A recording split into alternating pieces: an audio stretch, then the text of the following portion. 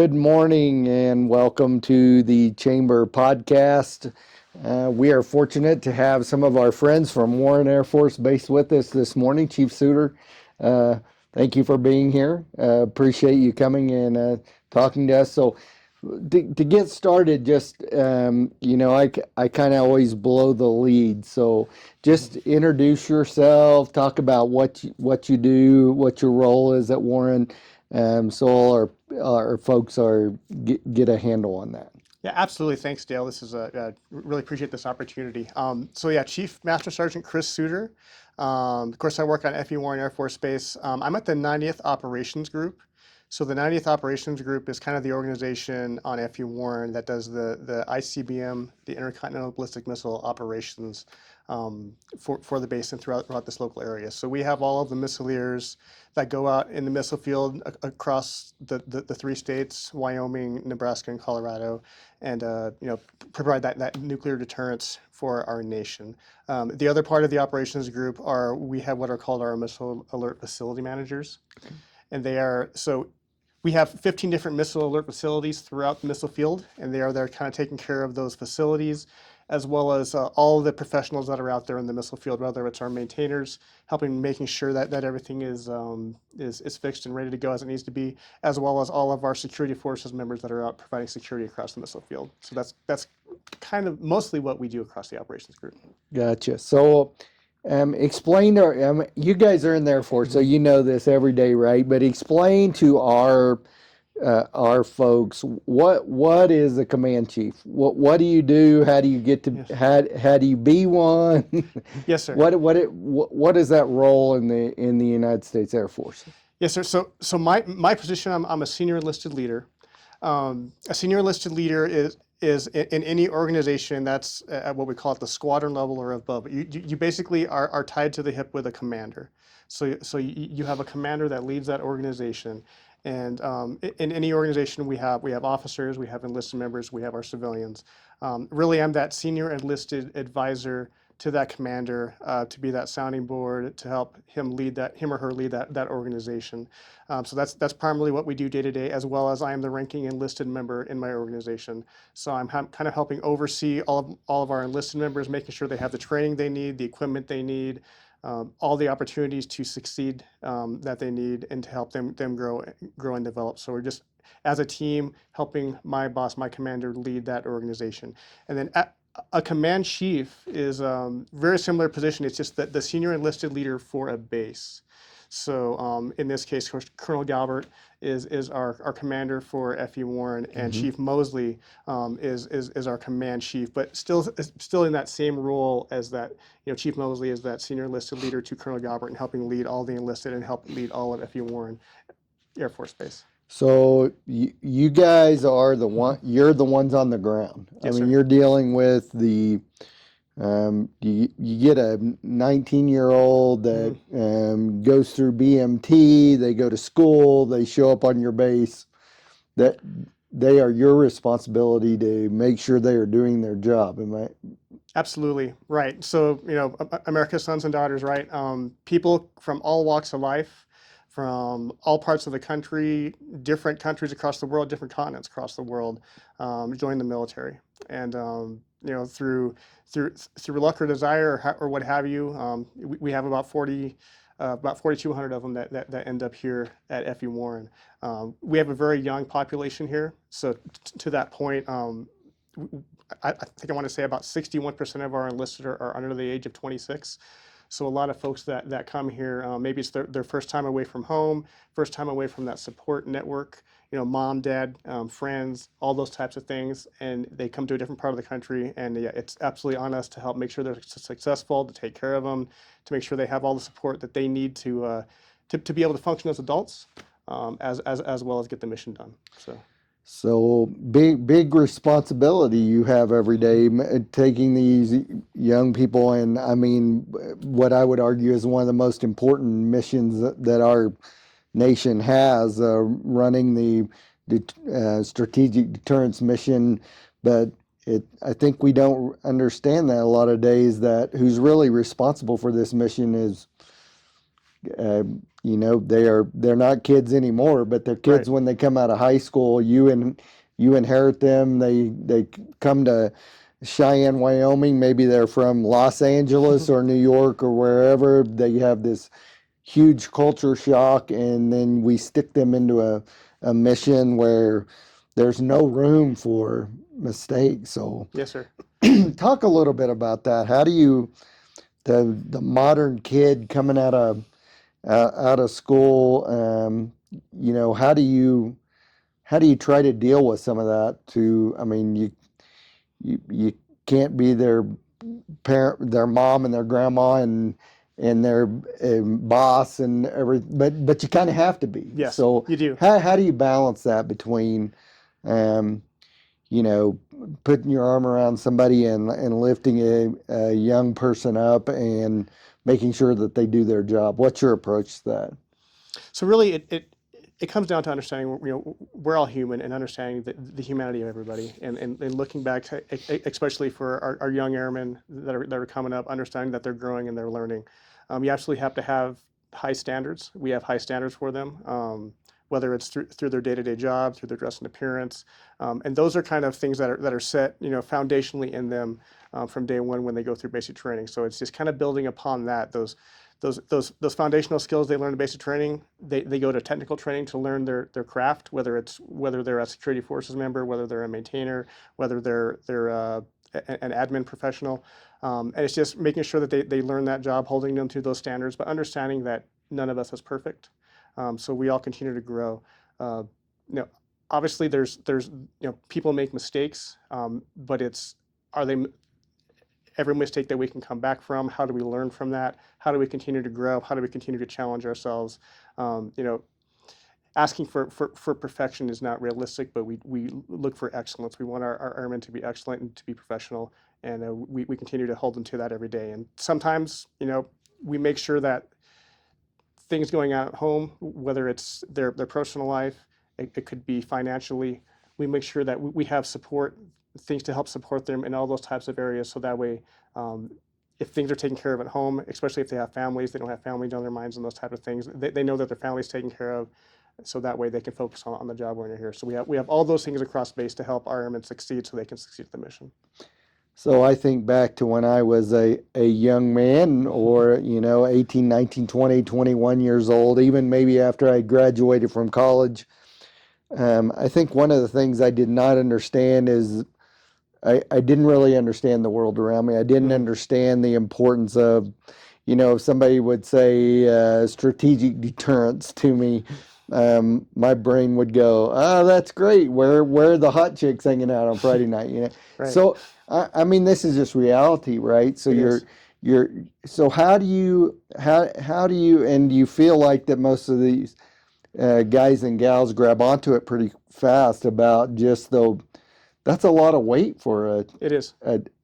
I mean, we're talking about nuclear missiles, things that could change the shape and course of the world in a blink. So how do you I guess first of all, how do you give that message to them that hey, this is a responsibility, and number two, how do you keep from scaring them to death with it? No, absolutely. It is a balancing act for sure. I think you have to, be upfront and honest with them. I think one of the things that I've noticed throughout my career is our airmen step up to the challenge. They despite their youth, despite maybe their lack of experience, you know, and this is what's interesting is if you look at especially our enlisted corps around the world, um, and in the United States Air Force, we put more responsibility on our young enlisted than almost any other military in the world, and we know we can do it. We know they can do it. So it's number one is you have to absolutely believe that in them and just be upfront with them. Make sure they understand the importance of their job because that breeds pride in what they do. Really understanding the why behind it, and you know you can talk about d different generations and different motivations and things like that. And that is one thing that the generation of our airmen today, they really want to understand the why, how they fit in the bigger picture, how that, the one small thing that they do, how that connects to everything else that we do, not only around the base, but to everything as a whole. So making sure that they understand that, as well as understanding things on the bigger picture. What are things that are happening across the world that make what we do important, providing this nuclear deterrence? And so through all that, holding them to those high standards, but then again, remembering they are human, they are growing, they are learning, and we are there to support them and coach them up and help them excel. So what is the Air Force's success rate right now at getting folks to join the military? Is it going down, the number of people that want to get involved? Is it going up? Is it staying the same? What are you seeing with folks that want to come into the military? I know. And what's their primary, I guess, also Mhm. what's their primary driver for joining the military that you hear from them? So there has been some recruiting challenges in the past few years, I will say, and I'm trying to remember for sure, but I believe the Air Force hit its recruiting goals last year, but it has not been as easy as some previous years. Uh, motivation for joining is really all across the charts. Um, I will say, when I was an airman, when I was younger, it was fairly common that a lot of folks joined, straight out of high school, and that was their plan. Um, it's kind of all across the board nowadays. You'll see folks that join straight out of high school. Me, for example, I worked at McDonald's for 6 years, and then I was just looking for a better way for me to serve my country, and so I didn't join until I was 26. That's a little more common nowadays. Airmen that are joining a little bit later in life have some life experience behind them, as well as the what we call the accession age, or the maximum age that you're allowed to join is now increased to 42. I haven't come across any 42-year-old brand new airmen yet, but I'm I'm sure they're out there. But we're really looking at, people have all sorts of motivations to join, but really at the end of the day, it's a desire to serve, and so we take them with open arms and we make them professionals and do what we need to do. Yeah, it's very interesting. One of the things that I think could be a challenge for you is just the whole inflation thing we talk about all across the nation, right? I mean, you talk about McDonald's. I saw a sign yesterday beginning pay at Wendy's in Cheyenne, 15, $16 an hour, right? Up pretty quickly from there. So um, we have pretty challenging environment to compete. So that desire for service is important because they're going to have to find a reason other Yes, than sir. just what the paycheck is. That's probably always been the truth, but I would say in times when salaries are rocketing up, right? Yes, It's sir. probably more than when we're not seeing that. And so, from your view, kids, I won't call them kids. Yeah, I read a book the other day. It said never should call kids. So, I probably call even kid. I probably even do that in my own office, even though these are young professionals that Mhm. come into the workplace. And do you feel that have you seen a change in that about their understanding of why it's important to serve the nation? Um, Still have a lot of them think and understand exactly what we're doing. What do you see there? So for the motivations, yes, and I think it's been, if I look back in my career, I joined in 2004, and so what was going on in the world then, just kind of on the, post 9/11, all of the conflict happening in the Middle East, happening in Afghanistan, and that was a lot of the motivations for people to join back then. Hmm. There was a huge swell of pride and that, and I want to serve kind of in that point, and then, as we kind of got past that part. Of course, the Middle East is a busy place again now, but um, then we kind of turn to this. We're talking about great power competition, strategic competitors, and so it's kind of what I talked about earlier, is making sure people understand that it's. I would argue what we do now is probably one of the most. This is one of the most important times in our country's history, and so. Uh, I definitely see that our airmen get that. Um, we also talk to them, again, that gets back to the why you're doing this. Um, and so we really worry about what we can control as leaders, making sure that they feel valued, they get why they're doing it, and they feel like they're making a difference. I think this is a harder message now. Just got a little off topic, but maybe not. It's a harder message nowadays. When I mean, I'm an old guy now, but when I was a kid, and we knew who the enemy was, right? It was Russia. It's clearly Russia. We hid underneath our desks and put our books, which would have done absolutely no good for a major attack, right? But I guess it made us feel better about what was going on. But we clearly understood that there was one Right. major power that was our competitor that did not like American way of life and was after that. But now that's a lot. It's a lot harder. We have been not allies, but certainly friends of convenience with Russia Sure. over the years. We've been friends of convenience with China over the years. Our economy is hooked to theirs in big ways. We have all these new guys popping up that are real threats, right? Like Iran and North Korea. So I think it is a lot more of a convoluted thing to understand exactly who the good guy and the white guy, the white hat and the black hat are Mm. uh, from where we were 30 years ago. Even though you guys have always known, society it's been very different. So certainly have a tough job there. So you get all these kids that come into you or young adults that come into Cheyenne. They're from varied places, varied religious backgrounds, varied ethnic backgrounds. They're of all colors. How do they settle into Cheyenne? And I think added to that is, as a community, we're very proud of the Air Force presence here, and we want to work to make sure that this is a good place for your airmen, our airmen, to live and to have a good life. And Right. so, what do you need from us? What do you need from the community to make that happen? What is the ideal community for you with the young people that you're seeing come in your door? So I see a lot of that here. So really, it's having that strong community partnership. Different bases that I've been throughout my career. This is one of the strongest, if not the strongest, community partnership that I've seen through with the local community as well as the base. F.E. Warren, Fort G.A. Russell, for that matter, has been kind of tied to the hip with Cheyenne since day one. Yep. And so I really think it's foundational there. So that's what we really try to do is through our different partnerships, whether it's through our advocating with local school systems.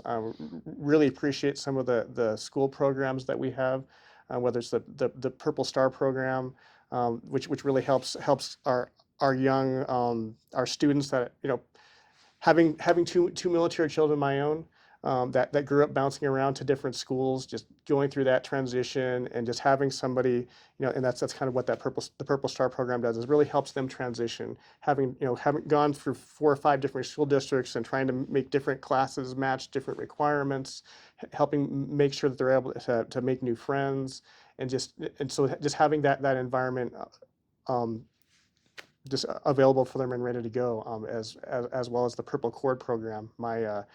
My son just graduated high school here at Central this past spring, and really appreciated the Purple program, Purple Cord program, that we had, that the ceremony that it really kind of signified their journey as a military student in all the different places that they've gone, just really the difficulty that they've had. And so there's a lot of appreciation for that program, as well as just our partnerships that, of course, we have with the Chamber of Commerce, the Military Affairs Committee. The Adopt a Airman program is a great program that we also have, which really kind of gets to the point you're talking about, all these different airmen from different walks of life. Coming here and, like I said, first time they're away from home, really just trying to figure themselves out, figuring out their jobs as well as figuring out kind of their place in life and finding kind of their community within the community. And the Adopt a Airman program, where we have host families that really kind of take them in, help them show, like, maybe they didn't necessarily think they wanted to come to Cheyenne, Wyoming, but it kind of helps get them integrated into the community. Maybe, there's a ton of things here that maybe they didn't know that existed, things that interest them, and to really help them feel like they make this place a home. Um, One of the biggest things that I've seen, though, is I I have a lot of folks who retire from the military, and it's amazing the number of folks that retire from here and want to stay here. And there's an extremely high number, probably one of the biggest numbers that I've seen, just anecdotally, but from the people that I interact with. They retire here and they want to stay here because they appreciate the community support, and they just like the community of Cheyenne. I think one of the things that's hard for us on the community side is, we know how to do the technical stuff, right? We Hmm. know how to pa- pass legislative initiatives to make it easier for spouses to get licensing. We know Hmm. how to get an initiative passed for Purple Star schools. So the technical end we get, right? And as a theory, we understand it. I think where we have harder trouble is figuring out how we can be meaningful Yes. on the ground for these men and women in uniform, and make them feel like that this is their home, right? Right. And so I think we're challenged with that. So please, as we go along, if you think of ideas that we can do to to help with that, we'd certainly be open to it. I think the other thing is that's really important that we often forget as community members, um, outside of the military, is that when you come to serve at FE Warren, you don't just come to serve, your whole family comes to serve, Absolutely. right? And so um, I know we have to do better work there, as just not just in Cheyenne, but across the nation, of how do we integrate military family members into the community um, more effectively. What do you see as some of the hardest items related to families that they struggle with? And I'm not trying to get you to make a judgment on Cheyenne there. Just what are some of the items that, hey, these are real challenges for military personnel's family, Right. and I don't want you having to worry about your family while you're out working on a nuclear missile. That is the last thing I want you to have to. So, what are some of the issues that you see pop up? That So, and a lot of these things are challenges across the board in any community. On the topic of spouses. So for example, my wife, she's an X-ray technician.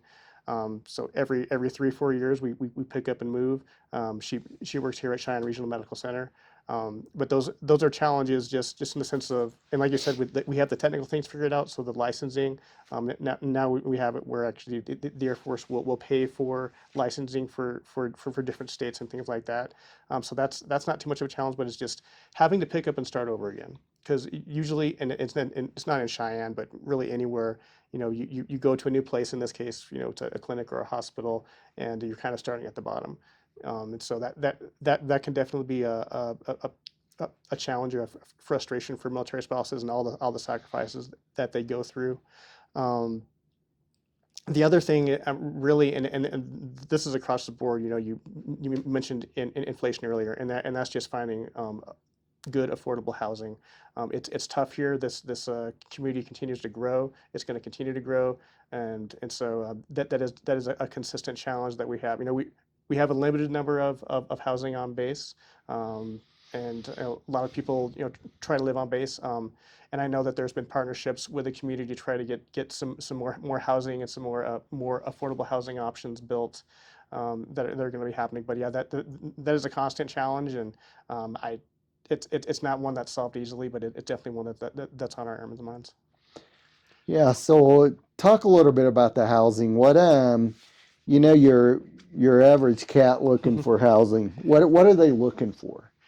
I Uh, think we have a hard time understanding that sometimes. So it is so. So we all have something called our BAH, or basic allowance for housing. So based upon our rank, and then based upon whether we are single or whether we have dependents, that would be, a spouse or child or anything that qualifies as a dependent, then we get a different rate based upon that. Um, Obviously, people have different situations. Some people are maybe, single. Some people just spouses, and some have, large families. So it's trying to find something that really fits their individual needs. Um, One of the things that I personally ran into as we moved to Cheyenne 2 years ago was really knowing that I was only going to be here for a couple of years, and unfortunately, base housing was full. Um, Trying to find There wasn't a whole lot that was available for rent. Um, the option to buy housing is there, but really, if I'm only going to be here for 2 or 3 years, is that a good idea? And so that's we were really hoping to find a place to rent. It was challenging, but we were able to find that. But yeah, it really is just finding something that's affordable, again, within that basic housing allowance that we get, and then is just kind of able to meet our needs, knowing that we're only going to be here for a few years. So uh, yeah, it's definitely, and it's not just here. It's pretty much anywhere else that I've been. But, Yeah. So the unaccompanied airmen, though, mhm. when they come to Cheyenne, just out of school, they do live in the dorms for a Dormitories. while, Yeah. right? Okay. And typically, how long is that they live in a dorm? So it's usually for a couple of years. It's usually by the time they hit the rank of senior airmen. That's when they are. We try to keep our dorms as full as possible. And really, sometimes it just kind of comes down to capacity. We only have so many rooms, and we have a lot of airmen here. And so as dorms fill up, we have brand new ones that come in from basic training and technical training. Then it's, those senior airmen. We need to make sure that they're ready to go and move out on their own. A lot of times we'll see those airmen. They'll oftentimes try to get a place together, rent a 3 or 4 people will rent a 3 or 4 bedroom home and kind of share it and share the rent. And so that's one of the options that they take to try to help offset some of the cost. But right, so when they're, at that senior airman point, you've been in the Air Force for about 3 years, and that's Okay. and that's really at the point where, hopefully we've got you set up to the time where you're really able to function as an adult on your own. Um, you know, we inspect the dorms, making sure that they're safe, making sure they don't have anything that, making sure they're not going to burn the place down and things like that. But once they're out on their own, they're out on their own. So we need to make sure that they're ready to go to be able to function um, economically, take care of their bills and all those things. Having to pay rent because they're not paying rent in the dorm. So it's all those things to make sure they have those life skills to succeed. So when they're in the dorm, they don't get a basic housing allowance. They do not. So that basic housing allowance, yeah, stays with the Air Force. It helps pay to support those dormitories, as well as we also get something called our basic allowance for sustenance, which is we get a certain amount of money for food every month. So the airmen in the dorms, they eat at our dining facility, and so they're guaranteed to have a roof over their head. They're guaranteed to have 3 meals a day. It's just when they move off base, they're getting paid for those things, but it's not always there. Like, if you're going to eat, you got to make sure you have money to eat. If you're going to pay rent, you got to make sure that you save your rent, things like that. Right. And so that's where the inflation really kicks in, is that Mhm. as they get booted out into to living off the community, that can be a shocker, Yes, sir. right? Because Mhm. expenses have been going up, cost of food's been going up, and factually, I've looked at some of the housing allowances, and they are somewhat reflective of the community, right? But they aren't. They certainly miss in some areas, and I would say in Cheyenne, if you're one of those guys coming out of the dorm, Mhm. and you get punched into Cheyenne, you're in a pretty tough spot. We have a lot of the kind of income based apartments, and that's kind of where we always try to work with them to Right. as the Air Force is looking at that, says, look, they don't qualify for these, right? So it shows all these apartments for rent for $800, but they're income dependent, Right. right? And so this is something we have to keep working on. I know that it's a problem across the country, and the housing is a serious issue. But it's figuring out how to get some of this housing to fit the needs. So It is. what do you offer for support whenever that guy or gal is like, whoop, out the dorm you go? Um, I can think of all kinds of challenges there where you're eating in your meals have been paid for, so there's healthy food for you all the time. All of a sudden you're responsible for that yourself. Maybe you've never been responsible for that yourself. Um, so how does the Air Force support those folks coming out of the dorm? So we really try to kind of support them throughout their time in the dorms. We have a bunch of organizations, a bunch of helping agencies on base. A lot of them are under the umbrella of what we call the Military and Family Readiness Center, Okay. where they have folks that are there. We have financial counselors that are helping them able to really make budgets. I kind of understand those things, as well as just different organizations across base, whether it's our auto skills center that teach you how to do basic car maintenance, how to inspect your tires and things of that nature. Um, and really, a lot of that, and kind of the person that shepherds that individual from moving out of the dorms kind of into normal, life, if you will, out in the community, is their direct supervisor.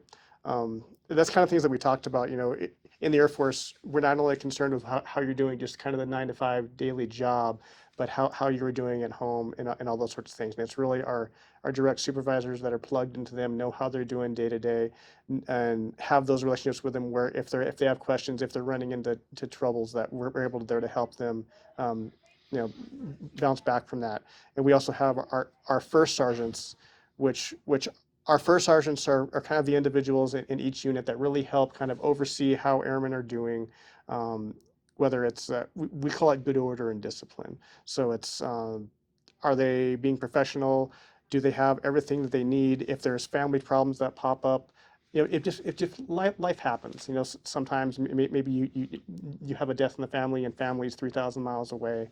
All those sorts of things, they're there to help them get through those types of situations, and really at the end of the day, helping them get back to being effective and getting back to our mission. So we're there to support them along the way, and that's I know, especially from the basis perspective, that's one of the things that Colonel Galbert and Chief Mosley think about all the time, is how can we help support our airmen to be successful through all phases of their career to get the mission done. Yeah, one of the things that I tell people often, I say, the military still does a good job of teaching people how to be respectful. And I mean, not everybody's going to be right, but when you run into a military a person in uniform, or maybe that they're in military and they're out of uniform, and you see them at the restaurant, at the quick stop, waiting in line somewhere, I would still make the argument that they are very respectful and really are, they hold the doors for old ladies, and they just kind of have this air about them that I think you guys still do a really good job of that. And I'm thankful for that, right? As a nation, we need some of that decency and civility. We can't get too much of it, right? So I appreciate the military in Cheyenne and the younger people that you turn out into our community. I think 99.9% of the time, very, very good experience with our folks, right? I had a business last week that said, how do I get more military people to shop at my store, right? They always come in, they're so nice. And I just think that's a compliment to you guys, right? So, Thank you. and the work that you've been doing. So we're getting closer to the end here, but you've been in the military, what'd you say, since 2006? 2004. 2004. So 20 years. Yes, sir. So this is 20 years for you. So you've seen a lot of changes over 20 years. But as you look now and look out over the next 20 years, what do you think some of the biggest challenges are going to be for your Air Force for making sure that we continue this wonderful legacy that we've had, and what do you see as those challenges, and how do you think how do you see the Air Force responding to those? So I think, as I look back over the past 20 years, the world has gotten a lot more complicated. And I think that's going to continue. The world is going to continue to get more complicated. The world's more interconnected than ever. And so, with information flow, um, it's different ideologies and things of that nature. That is just going to continue to grow as especially with the proliferation of technology, just different threats that we have today that we never had, whether you look at cyber threats and things of that nature. And so, kind of the idea of what we call a kinetic war of, armies going against each other and planes dropping bombs and things of that nature. Those types of wars are probably still going to happen, but there's lots of other kind of things that happen across the world that are maybe kind of under that threshold of what we call, acts of war. But really, it's things that are happening between nations trying to undermine what they're trying to do.